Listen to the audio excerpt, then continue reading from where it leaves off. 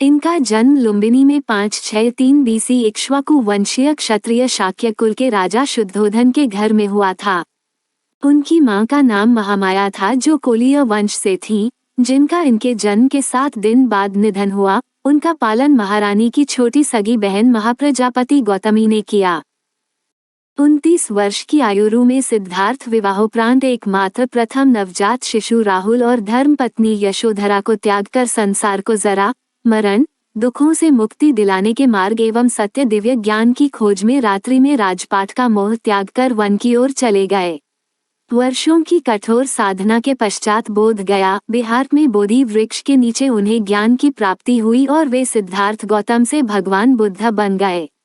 भगवान बुद्ध सद्विचारों का प्रचार करने के बाद राजगृह लौटे, लेकिन नगर में सन्नाटा था।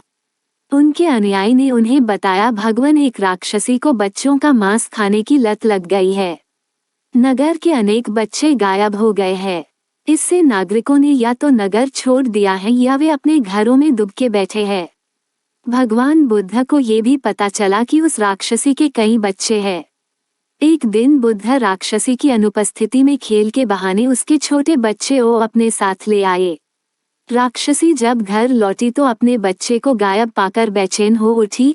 सबसे छोटा होने के कारण उसका उस बालक से अधिक लगाव था। बेचैनी में ही उसने अपनी रात काटी। सुबह जोर जोर से उसका नाम पुकारकर उसे ढूंढने लगी। विछोह के दर्द से वह तड़प रही थी। अचानक उसे सामने से बुद्ध गुजरते हुए दिखाई दिए। उसने सोचा कि बुद्ध सच्चे संत हैं, जरूर अज्ञानी होंगे। वो उनके पैरों में गिरकर बोली, भगवान मेरा बच्चा कहाँ है, ये बताइए। उसे कोई हिंसक पशु ना खा पाए ऐसा आशीर्वाद दीजिए। बुद्ध ने कहा, इस नगर के अनेक बच्चों को तुमने खा लिया, कितनी ही इकलौती संतानों को भी तुमने नहीं बख्शा है। क्या तुमने कभी सोचा कि उनके माता पिता कैसे जिंदा रह रहे होंगे? बुद्ध के वचन सुनकर वह पश्चाताप की अग्नि में जलने लगी। उसने संकल्प किया कि अब वह हिंसा नहीं करेगी। भगवान बुद्ध ने उसे समझाया कि वास्तविक सुख दूसरों को दुख देने या दूसरों का रक्त बहाने में नहीं, अपितु उन्हें सुख देने में है। उन्होंने उसका बच्चा उसे वापस कर दिया। आपको महात्मा बुद्ध की यह पुस्तक भी पसंद आ सकती है। एक दिन राजकुमार सिद्धार्थ अपने चचेरे भाई देवदत्त के साथ बाग में घूमने के लिए गए। जहाँ सिद्धार्थ कोमल हृदय का बालक था, वहीं देवदत्त झगड़ालू व कठोर स्वभाव का था। सिद्धार्थ की सभी प्रशंसा करते थे। देवदत्त की प्रशंसा कोई नहीं करता था, इसलिए देवदत्त मन ही मन सिद्धार्थ से जलता था। जहाँ वे दोनों घूम रहे थे, उनसे थोड़ी ही दूरी पर एक हंस उड़ रहा था। उस हंस को देखकर सिद्धार्थ बहुत प्रसन्न हो रहा था।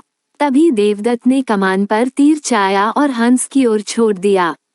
तीर सीधा जाकर हंस को लगा। वह घायल हो गया और छटपटाकर नीचे गिर पड़ा। सिद्धार्थ ने दौड़कर उस घायल हंस को उठाया। उसने हंस के घायल शरीर से बह रहे लहू को साफ किया और उसे पानी पिलाया। तभी देवदत्त वहां आ पहुंचा। उसने क्रोध से सिद्धार्थ की ओर देखा और बोला, इस हंस को चुपचाप मुझे दे दो। सिद्धार्थ, इसे मैंने तीर मारकर नीचे गिराया है। नहीं, सिद्धार्थ ने हंस की पीठ सहलाते हुए उत्तर दिया, मैं इस हंस को तुम्हें नहीं दे सकता। तुम निर्दयी हो, तुमने इस निर्दोष हंस पर तीर चलाया है। यदि मैं इसे न बचाता तो इस बेचारे की जान चली जाती। देखो सिद्धार्थ, देवदत्त उसे घूरकर बोला, ये हंस मेरा है। इसे मैंने तीर मारकर नीचे गिराया है। इसे चुपचाप मुझे दे दो। यदि नहीं दोगे तो मैं राज दरबार में जाकर तुम्हारी शिकायत करूंगा। सिद्धार्थ ने उसे हंस देने से साफ साफ मना कर दिया। देवदत्त राजा शुद्धोधन के दरबार में जा पहुंचा और सिद्धार्थ की शिकायत की। शुद्धोधन ने उसकी शिकायत को ध्यानपूर्वक सुना, फिर सिद्धार्थ को बुलावा भेजा। कुछ ही देर में सिद्धार्थ हंस को लेकर राज दरबार में उपस्थित हो गया। राज दरबार के ऊंचे सिंहासन पर राजा शुद्धोधन बैठे थे। आसपास के नीचे आसनों पर राज्य मंत्री तथा अन्य पदाधिकारी बैठे थे। कई सैनिक हथियार लिए द्वार के निकट खड़े थे। शुद्धोधन के संकेत करने पर देवदत्त सिर झुकाकर बोला, महाराज, जो हंस इस समय सिद्धार्थ के पास है वह मेरा है। इसे मैंने तीर मारकर पृथ्वी पर गिराया था। सिद्धार्थ ने इसे उठाकर इस पर अपना अधिकार कर लिया है। ये हंस मेरा है, कृपया इसे मुझे दिलाया जाए। राजा शुद्धोधन ने सिद्धार्थ की ओर देखा और बोलने की ओर संकेत दिया। सिद्धार्थ ने सिर झुकाकर शांत स्वर में कहा, महाराज, ये हंस निर्दोष है, ये बिना किसी को कोई कष्ट दिए उड़ा जा रहा था। देवदत्त ने इसे तीर मारकर घायल कर दिया। मैंने इसका उपचार किया है, इसके प्राण बचाए हैं। मैं समझता हूँ कि प्राण लेने वाले से अधिक प्राण बचाने वाले का अधिकार होता है। मैं आपसे प्रार्थना करता हूँ कि यह हंस मेरे पास ही रहने दिया जाए। मैं इसे बिल्कुल स्वस्थ करके आकाश में उड़ा देना चाहता हूँ। शुद्धोधन ने अपने सभासदों से विचार विमर्श किया। वे सभी एक ही स्वर में बोले, महाराज, राजकुमार सिद्धार्थ का कहना बिल्कुल ठीक है। जीवन लेने वाले से बचाने वाले का अधिक अधिकार होता है। अतः हंस राजकुमार सिद्धार्थ के पास ही रहने देना चाहिए।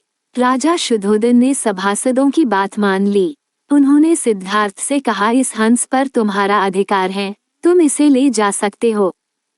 एक स्त्री का एक ही बेटा था, वह भी मर गया तो रोती बिलखती वह महात्मा बुद्ध के पास पहुंची और उनके पैरों में गिरकर बोली, महात्मा जी, आप किसी तरह मेरे लाल को जीवित कर दें। महात्मा बुद्ध ने उसके प्रति सहानुभूति जताते हुए कहा, तुम शोक न करो।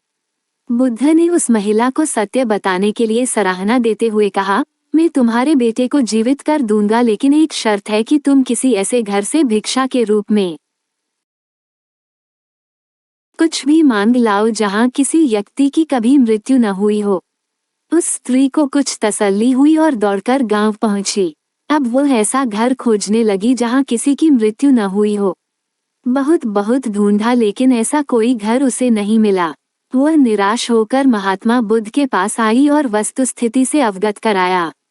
तब बुद्ध बोले, ये संसार चक्र है, यहाँ जो आता है उसे एक दिन अवश्य ही जाना पड़ता है। तुम्हें इस दुख को धैर्यता से सहन करना चाहिए। तब महिलाओं को बुद्ध के वचन समझ आए और उस महिला ने फिर बुद्ध से संन्यास लिया और मोक्ष की राह पर चलने लगी।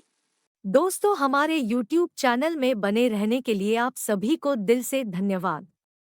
अगर दोस्तों ये कहानी अच्छा लगे तो हमारी YouTube चैनल को सब्सक्राइब, शेयर और लाइक करना ना भूलें। धन्यवाद।